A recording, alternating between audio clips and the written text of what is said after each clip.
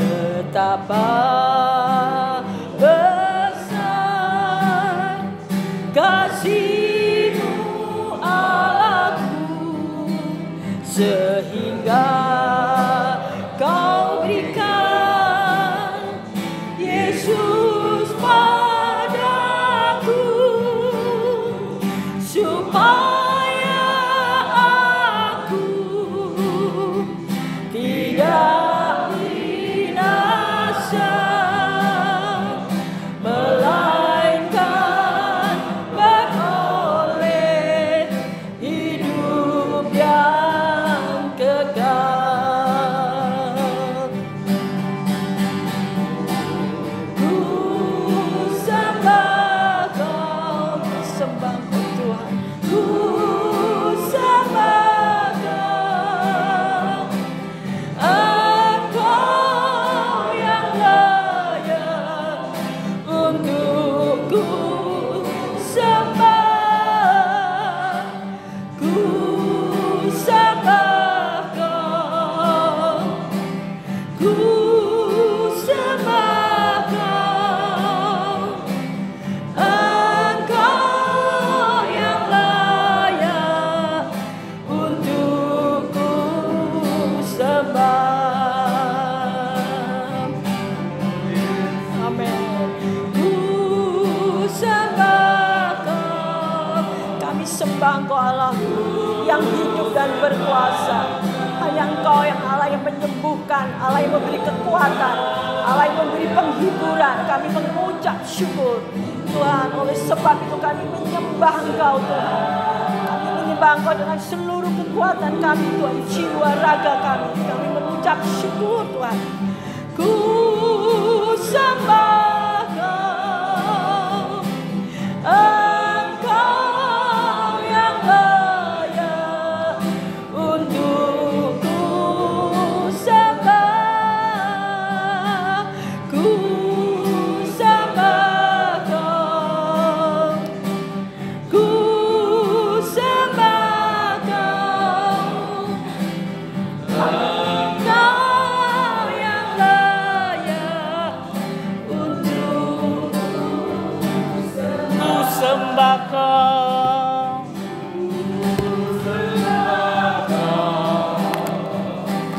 ku sembah Kau, Engkau yang layak untuk ku sembah. Ku sembah Kau, ku sembah Kau, Engkau yang layak untuk ku sembah. Bapa, seperti pujian yang boleh kami naikkan di hadapan-Mu, hidup kami hanya memuliakan Engkau dan menyembah Engkau. Bahkan kami tidak tahu apa yang terjadi hari esok. Makanya Tuhan, kami selalu dekat kepadamu, karena Engkau memilih kami, Engkau menentukan kami, bahkan setiap langkah kami Engkau mengetahui. Bapa, sebentar kami akan belajar firman-Mu. Siapkan hati kami, sehingga kami boleh memuji-Mu dan boleh mendapatkan berkat-berkat firman-Mu. Hanya di dalam nama Tuhan Yesus Kristus kami sudah berdoa dan mengucap syukur. Amin. Salam Bapak Ibu. Malam ini seperti kebaktian kaum wanita. Prianya cuma 3 orang tok gitu ya. Tadi saya melihat, wih banyak wanitanya. Berarti kapan perlu ibadah kaum wanita di tempat ini. Bapak Ibu yang dikasihi Tuhan, saya beruntung sekali dalam kesempatan minggu yang terakhir di tahun 2024 saya boleh melihat gedungnya bagus, biarpun belum selesai ya. Tapi paling tidak tandanya itu bagus. Ada kesempatan buat saudara. Kalau gedungnya sudah bagus, saudara juga harus berani membawa jiwa. bukan Mas Kris, Mas Yanto tok, termasuk tugas saudara. Penuhi gedung ini. Eman ini baru setengah ini, setengahnya masih kosong. Nanti kita kalau jadi, kita bawa jiwa, maka saya yakin pada suatu saat gedung ini juga akan buka depannya. Begitu saudara. Pasti memiliki kerinduan. Nah, satu pertanyaan buat kita. Apakah Bapak Ibu sudah menyiapkan? Sebentar lagi itu Natalan loh. Paling tidak apa yang baru?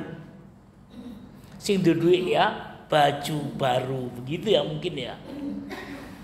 Nah, malam hari ini saya tidak khotbah Natal, tetapi saya mengajak ada 5 ajaib sebelum Yesus datang ke dunia. Ada 5 ajaib yang boleh kita pelajari pada malam hari ini. Apa itu ajaib? Pernah Bapak Ibu memikirkan apa itu ajaib? Kalau saudara melihat orang berjalan pakai kaki, itu biasa, betul? Bahkan ada pembicara loh, tidak punya tangan, tidak punya kaki, dia bisa khotbah ke sana ke sini. Nggak tahu namanya siapa itu, ada loh. Kalau Bapak Ibu melihat di YouTube itu ada pengkhotbah, nggak punya tangan, nggak punya kaki. Tapi saudara akan heran, kalau orang berjalan pakai kepala, itu namanya ajaib. Pernah melihat? Masa pasti belum pernah melihat. Ajaib itu sesuatu yang heran, sesuatu yang gak masuk di akal. Itu ajaib. Nah, hari ini kita akan melihat ada 5 keajaiban sebelum kita bersama-sama menyongsong yang namanya hari Natal, hari yang ditunggu-tunggu umat percaya, termasuk Bapak Ibu dan saya. Saya rindu mendasari firman Tuhan di dalam Injil Lukas pasal 1. Injil Lukas pasal 1 ayat 26 sampai ayat yang ke-38. Sekali lagi, Injil Lukas pasal 1 ayat 26 sampai ayat 38. Bacaan kita ini ada 2 ajaib ya, 2 keajaiban. Nanti saya tambahi 3. Pokoknya sebelum kita bersama-sama menyambut kelahiran Yesus, kita akan belajar dalam firman Tuhan. Ada 5 keajaiban. Perhatikan Alkitab saudara, akan saya baca ayat ini ya. Ya, Lukas 1 ayat 26 sampai ayat yang ke-38. Sudah ketemu? Sudah ya? Akan saya bacakan, perhatikan Alkitab atau Al-HP saudara. Dalam bulan yang ke-6, Allah menyuruh malaikat Gabriel pergi ke sebuah kota di Galilea bernama Nazaret, kepada seorang perawan yang bertunangan dengan seorang bernama Yusuf dari keluarga Daud. Nama perawan itu Maria. Ketika malaikat itu masuk ke rumah Maria, ia berkata, "Salam hai engkau yang dikaruniai, Tuhan menyertai engkau." Maria terkejut mendengar perkataan itu, lalu bertanya di dalam hatinya, "Apakah arti salam itu?" Ayat 30. Kata malaikat itu kepadanya, "Jangan takut hai Maria, sebab engkau beroleh kasih karunia di hadapan Allah. Sesungguhnya engkau akan mengandung dan akan melahirkan seorang anak laki-laki, dan hendaklah engkau menamai dia Yesus.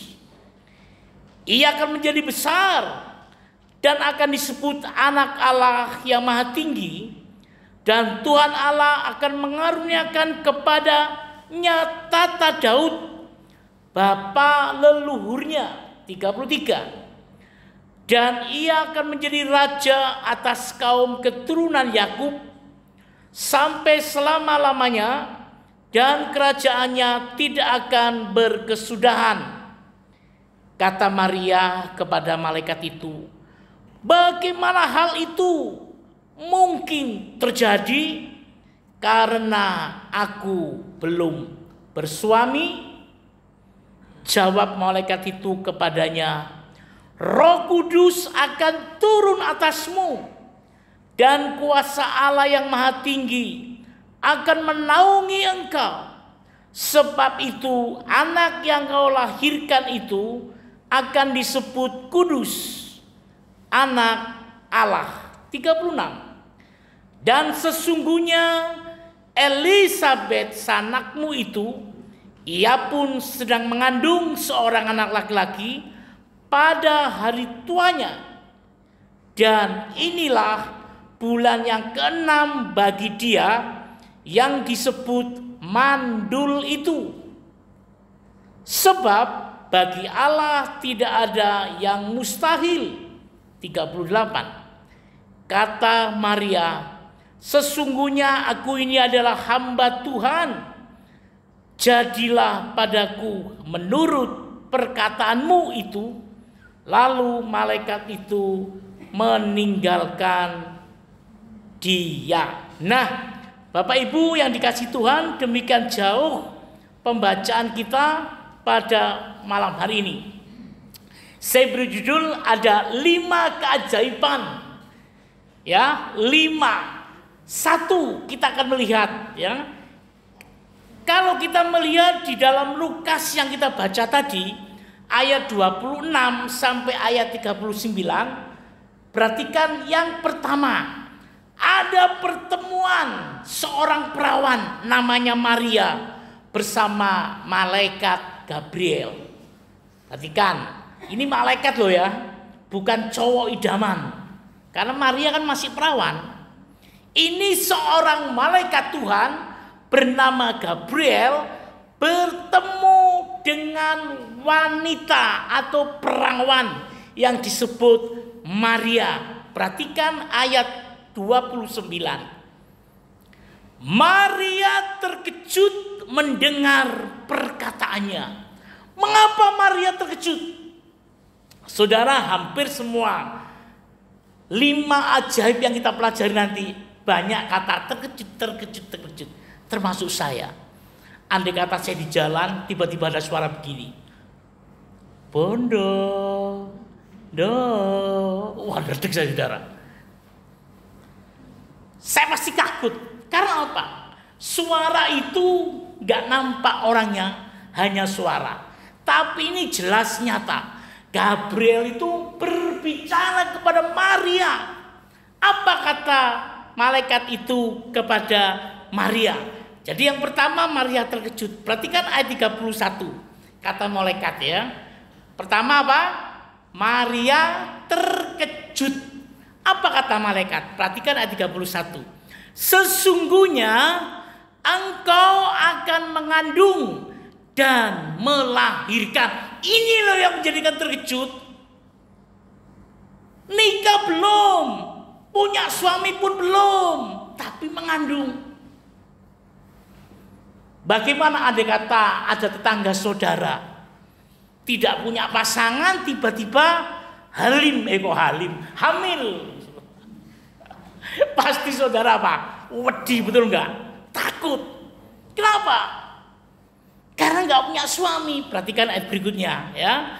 Ayat 34. Ini kata Maria. Ini ada perkataan yang unik ya. Jadi pertama Maria terkejut ketemu malaikat. Habis itu Maria ngomong, malaikat ngomong. Ya jadi gantian. Perhatikan ayat berikutnya. Ayat yang ke-34. Bagaimana hal itu terjadi karena aku belum. Ini loh saudara yang jadi masalah itu. Kalau kita melihat cerita ini selanjutnya, apakah Maria benar-benar mengandung? Halo? Pertanyaan lagi, boleh jawab, tidak apa-apa.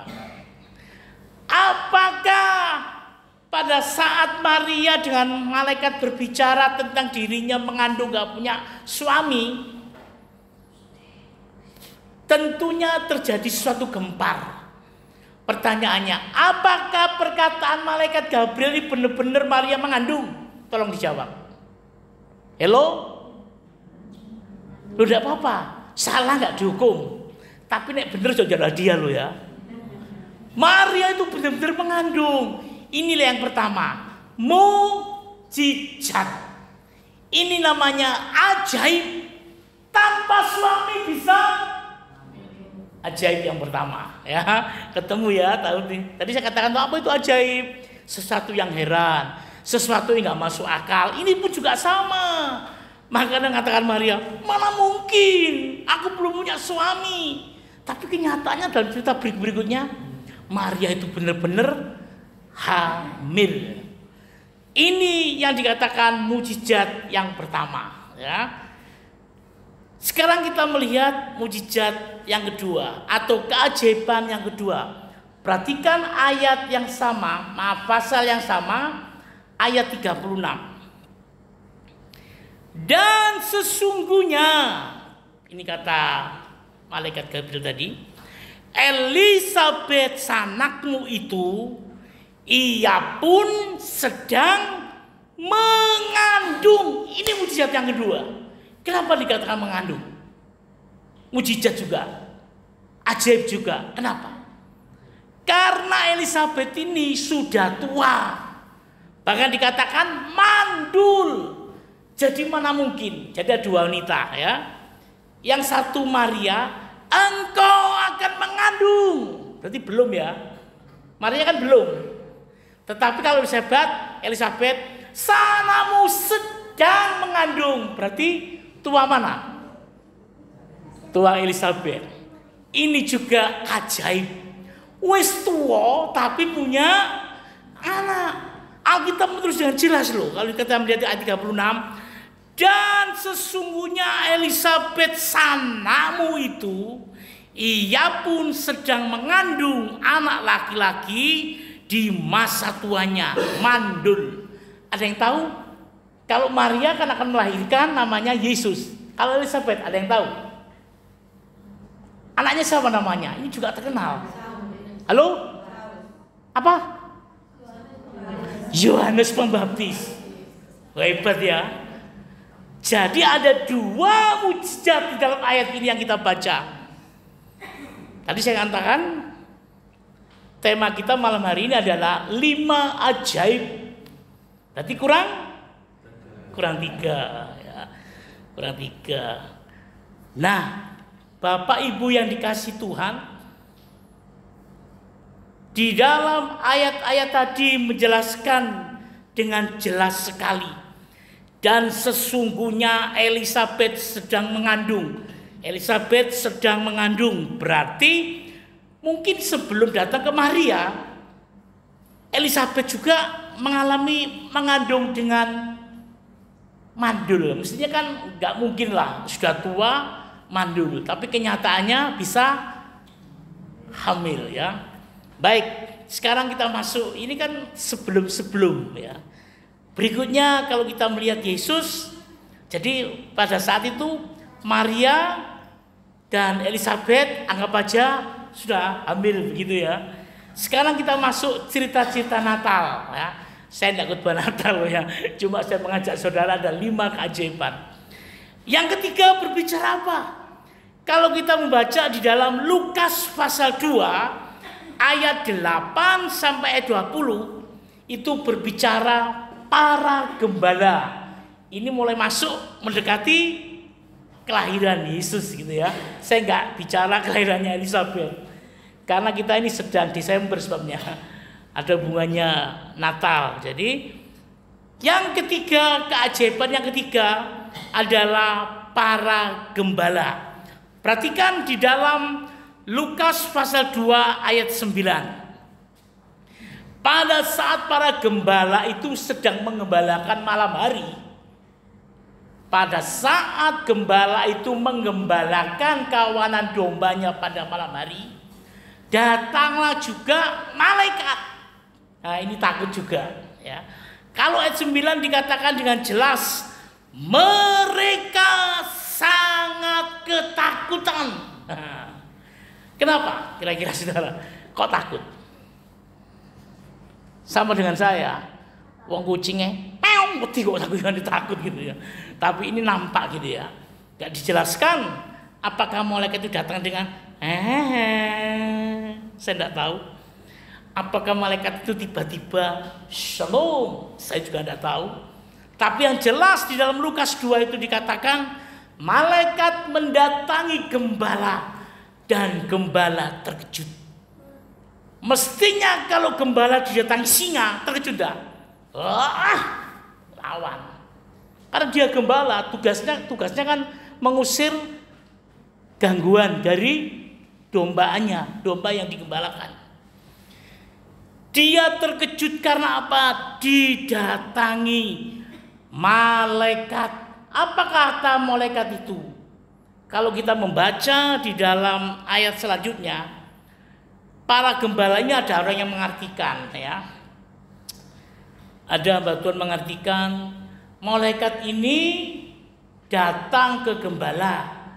Ada orang bilang, hamba Tuhan bilang, gembala ini mewakili orang miskin, katanya begitu sih.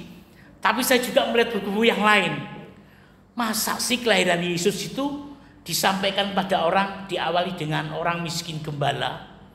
Atau mungkin karena lahirnya di kandang, ada yang di gembala.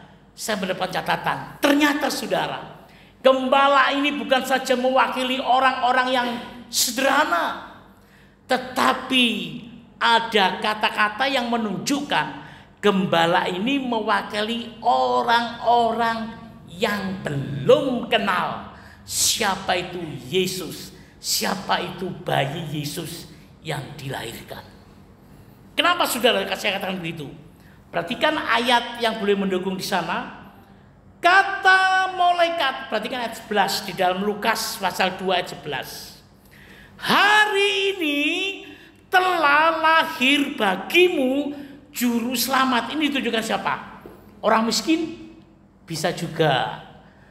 Tapi kasihan orang kaya gitu ya. Kalau kita miskin semua nggak sekaya-kaya, nggak maju-maju ya. Jadi saling mengisi begitu ya.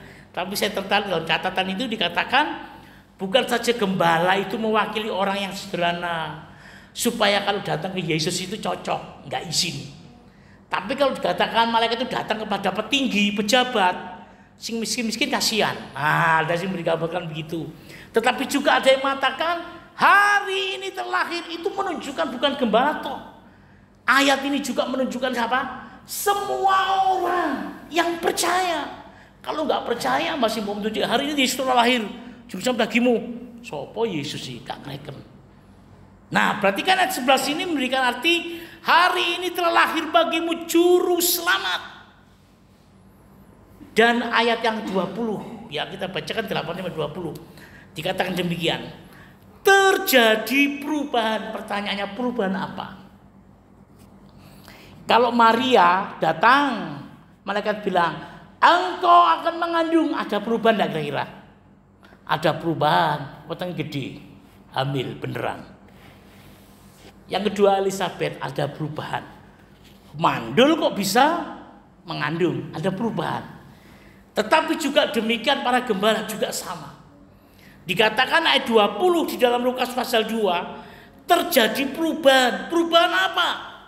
Sambil memuji dan memuliakan Allah. Ini loh perubahannya saudara.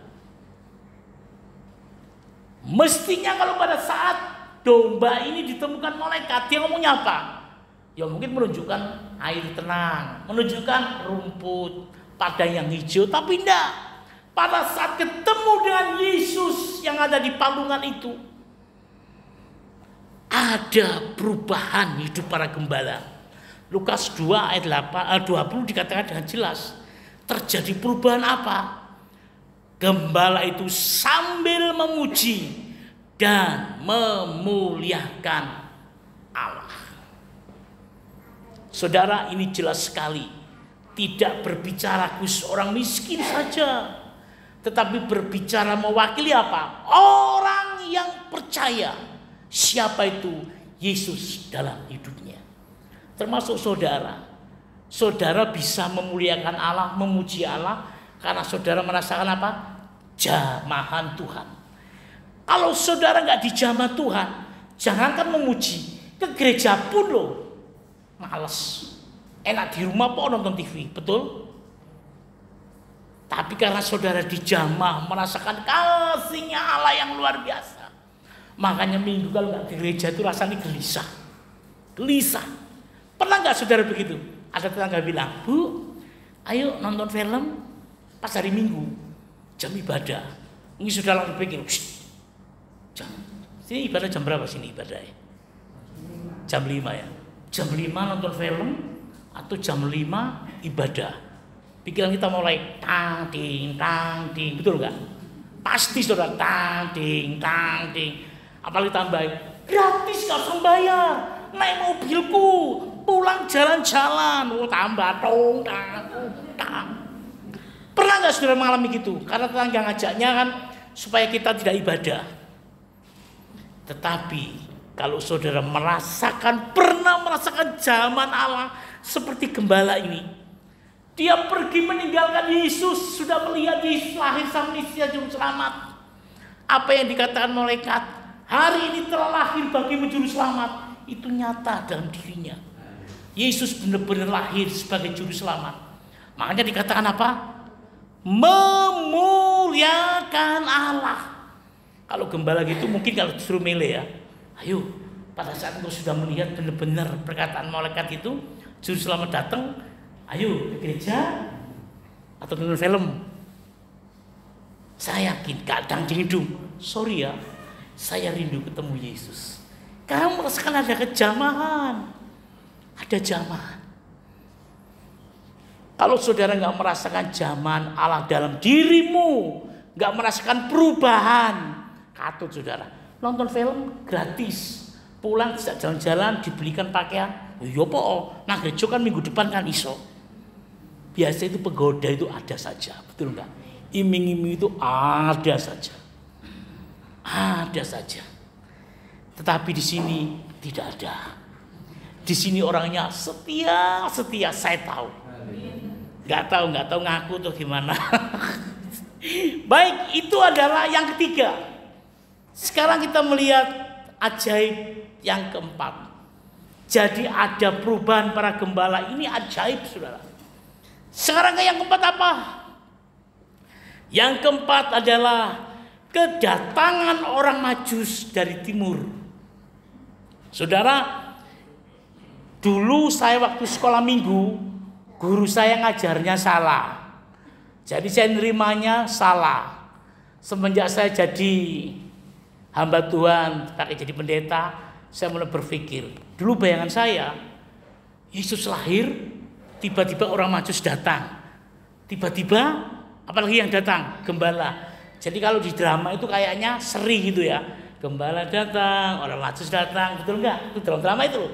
Gak mungkin pada suatu hari apa 2 tahun berikutnya atau batu bulan datanglah Majus, gak mungkin. Pasti ada begitu. Ada Maria, Yusuf, ada bayi Yesus, ditambah embek di situ. Gembala datang, orang Majus datang, kan begitu ya. Ternyata saudara, sebelum itu saya belum nggak tahu, jadi saya ikut-ikut aja ceritanya. Jadi Yesus lahir, Majus datang. Tapi kalau saudara dengan teliti, orang Majus itu datangnya itu tidak ngawur saudara. Dia dipertemukan ada suatu bintang yang menuntun dia sampai di Yerusalem. Tapi karena dia bayangannya yang datang itu raja di atas segala raja, dia masuk di kerajaan Herodes. Salah apa enggak? Enggak salah, karena bayangan dia raja ya. Nek raja mesti anaknya raja mesti mewah atau mungkin istana. Nah saudara, orang Majus ini ternyata datang dari Persia atau Babilonia. Sekarang ini kalau zaman modern ini Iran.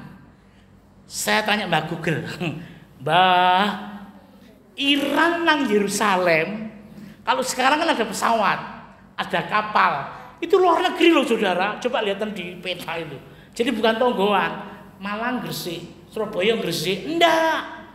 Jadi Iran itu tadi saya katakan orang Majus dari Iran ini dengan Yerusalem itu beda negara saudara, beda negara. Dan waktu itu kereta api tidak ada. Jadi naik unta, naik kedelai, kok delai apa? Keledai, cuy lah.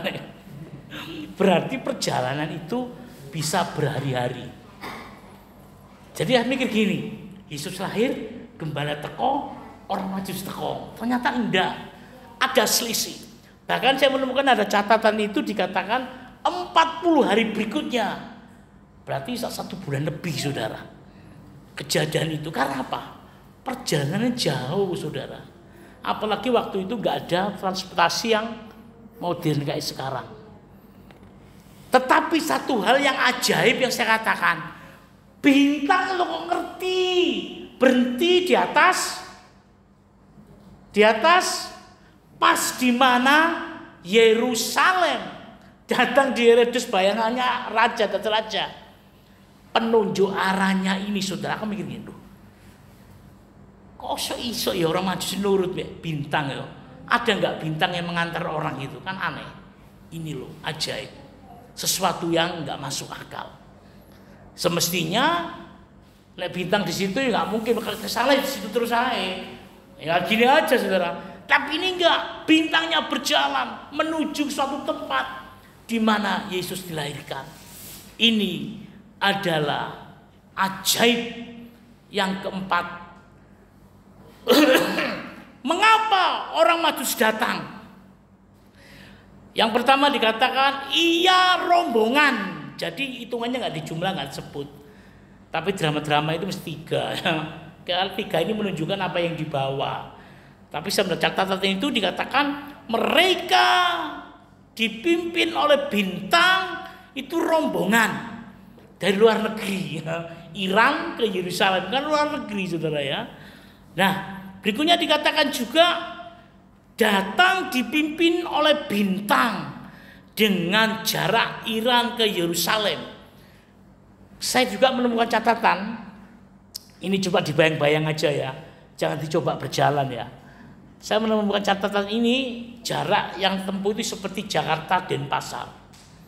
Saya menemukan catatan, jaraknya Jakarta Denpasar. Jangan dicoba dengan berjalan ya. Coba ini cuma catatan pojok aja yang membuktikan begitu jauhnya. Tidak mungkin secepat itu datang gitu ya. Bahkan kehadiran orang Majus ini bisa lebih dari berminggu-minggu. Bisa 40 atau 30 hari. Nah, itu adalah ajaib yang keempat. Sekarang kita masuk ajaib yang kelima. Kira-kira apa kira-kira? Ada yang berikan masukan? Tenong. Ada saudara kira-kira yang kelima ada yang berikan masukan kira-kira apa yang kelima? Saya persiapkan yang kelima itu berbicara kelahiran Yesus. Ternyata sudah dinubuatkan. Nah, ini kan gak masuk akal, saudara. Umure orang itu ingat gak? Bapak saya pernah bilang, mbah-mbahmu, aku bingung, saudara, mbah Sindi. Kalau saya tahu kan anakku, aku, bapakku, itu bener. Kayak bapak bilang mbah-mbahmu, bingung, wis tidak ngerti aku, saudara. Apalagi ini berbicara nubuatan. Yang kelima itu ajaib. Ajaibnya apa, saudara? Jaraknya itu bukan puluhan, tapi ratusan tahun. Bayangkan, saudara. Siapa yang menulis kelahiran Yesus dinubuatkan? Saya yang tahu itu Mika sama Yesaya. Bahwa kelahiran Yesus akan terjadi, itu ajaibnya apa? Jaraknya itu ratusan tahun. Dan semuanya itu digenapi. Kesimpulan firman Tuhan pada malam hari ini. Natal bukan suatu pesta. Tolong diingat ini ya. Natal bukan suatu pesta atau makan-makan. Bahkan nggak ono diono-ono gini kan bahaya, saudara. Malah selesai Natal nyaur utang. Ya, saya sekali lagi. Natal beli baju baru boleh ndak? Boleh, wong duitmu kok. Tapi ini duitmu akeh ya ono pisan aku ya gelem ya. Boleh. Tapi jangan berpikiran kalau Natal itu adalah kesempatan, sesuatu yang baru. Tidak. Kalau punya, monggo. Kalau tidak punya, tidak apa-apa. Yang penting itu Natal itu apa, saudara? Seperti Maria, Elizabeth, orang Majus. Apa yang terjadi? Perubahan hidup. Kalau orang dunia, ya, orang dunia, tetangga saya itu pedagang. Dia ngomong-ngomong di pos, saya juga cangkruan, istilah cangkruan ya, tahu ya. Kalau ibu ngerumpi, ini gantian wong lanang yang ngerumpi, cangkruan gitu. Wah, tahun ini aku rugi. Bulan lalu itu saya rugi ini, bulan ini rugi ini. Tahun ini saya merasakan nggak untung. Sudah tahu artinya? Mulai Januari sampai Desember, keuntungan maupun kerugian dia tahu. Termasuk saudara menjadi orang Kristen juga sama. Gereja ini aja berubah, saudara. Betul? Dulu pintunya mana? Pintunya tetap ya. Di sini ada kamar dulu. Ini sudah nggak ada. Ada perubahan. Enak ibadahnya, ada AC-nya. Rencanain cuma 4. Sing kiri nggak tambah lagi, Mas Kris? Oh, cukup ini toh. Jadi yang sini nyentrong sini ya. Sini nggak sentrongan ya. Nek sini sentrong sini sok gini orang kiri adem gitu lah ya. Sini itu berarti ya. Iya. Minimal itu ada perubahan. Saya mau, saudara. 5 keajaiban itu untuk menyambut kedatangan Yesus dalam Natal itu, milikilah. Ada suatu perubahan hidup. Kalau saudara nggak ada perubahan, orang dunia aja hitung-hitungan. Iki wis Desember iki rugi aku. Kalau dia untung, wah aku untung. Ada yang sakit, iya bulan ini saya sakit. Sampai sekarang masih sakit, berarti buntung dia nggak sembuh-sembuh. Saudara juga demikian, saudara. Saudara boleh hitung-hitungan sama Tuhan, boleh nggak? Boleh, saudara. Hitung-hitungan kayak begini, hitungan gini. Dulu saya itu nggak setia. Tuhan, saya mau Tuhan tahun ini menjak masuk tahun 2025 saya mau lebih setia. Nah, ada sesuatu yang berubah dalam hidupmu. Saya mengajak malam hari ini, berapa kali pun saudara mendengar hamba Tuhan menyampaikan firman Tuhan dalam hidupmu, tapi kalau engkau tidak mengalami perubahan, berarti saudara itu nol. Coba pikirkan ini. Gereja harus berubah loh, saudara. Gantian sekarang yang cari jiwa bukan Mas Kris Yanto, gantian sampean cari jiwa. Oh itu kasih Mas Kris Yanto, jangan, saudara. Mereka juga manusia, podo-podo mangan ronrong, saudara. Tapi berusaha lah, saudara. Ada satu perubahan. Gerejaku baru rek, coba tak kenal tonggoku. Siapa tahu tertarik. Kerjakan aja, saudara. Masalah dia nanti mau nggak mau, datang ke sini nggak datang, itu urusan Roh Kudus yang menyamar dia. Yang penting apa? Mencoba ada sesuatu yang baru.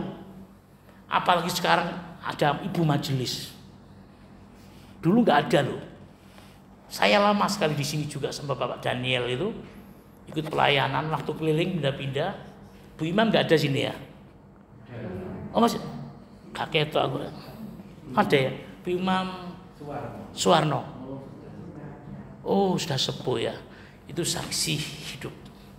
Saya tahu sekali dia cukup setia di Salmasi.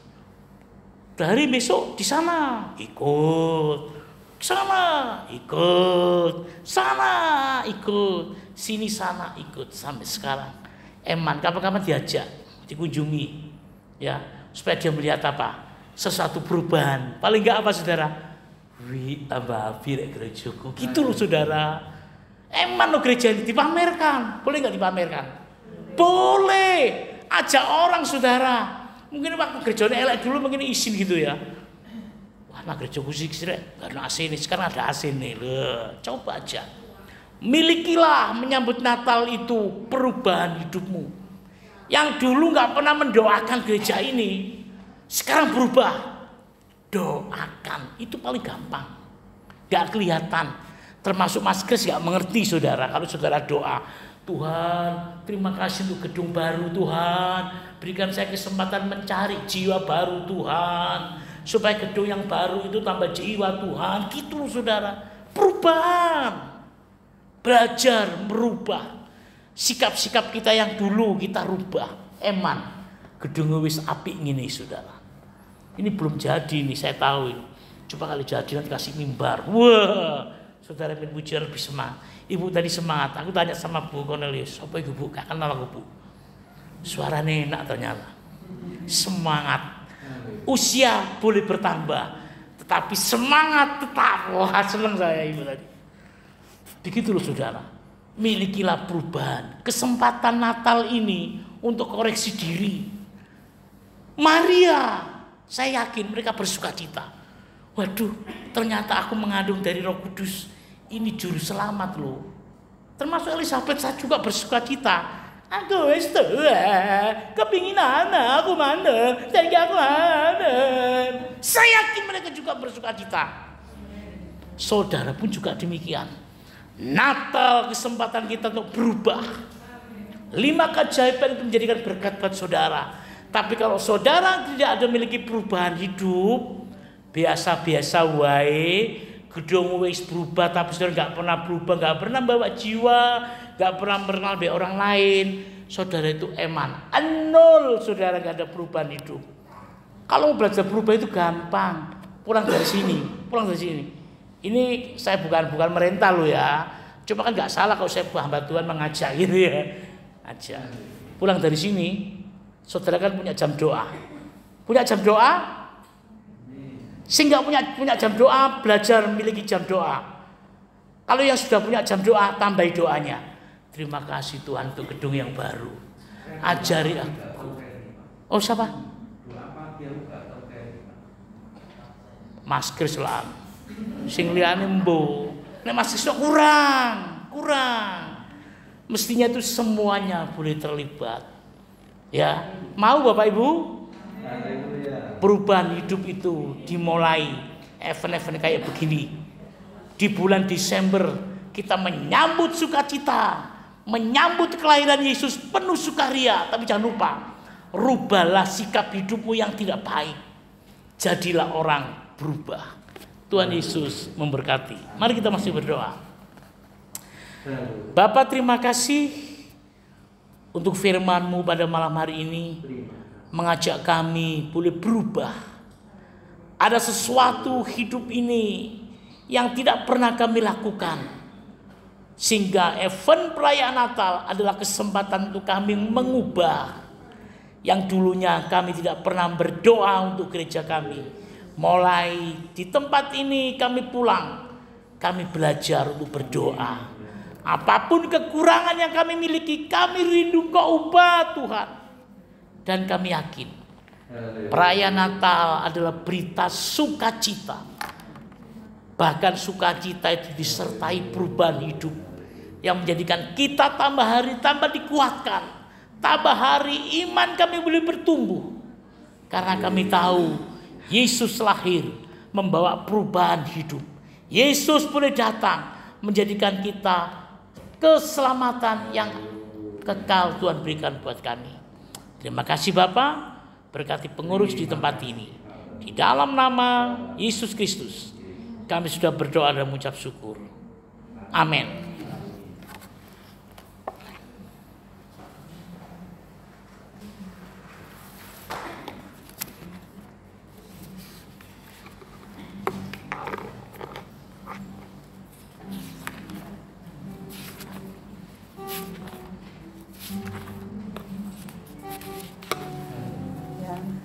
Puji Tuhan, Bapak Ibu, saudara-saudara terkasih, kita sudah mendapatkan berkat firman Tuhan ya melalui hambanya. Terima kasih kepada Bapak Pendeta Muda Bondo Ikhtiar yang sudah melayani firman Tuhan. Kiranya Tuhan Yesus yang akan memberkati.